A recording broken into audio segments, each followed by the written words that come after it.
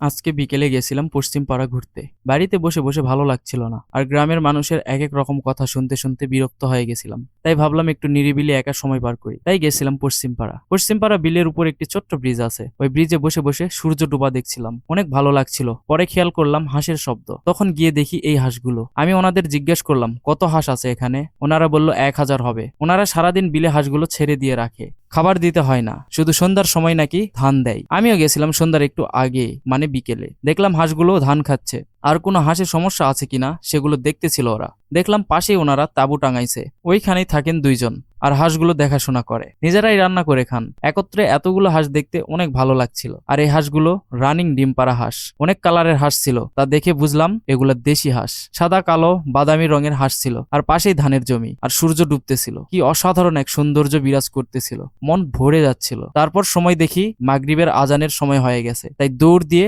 মসজিদে চলে আসলাম নামাজ পড়ার জন্য। আর আজকের ভিডিও এই পর্যন্তই। ভিডিওটি ভালো লাগলে একটি লাইক দিবেন। কষ্ট করে ভিডিওটি দেখার জন্য ধন্যবাদ।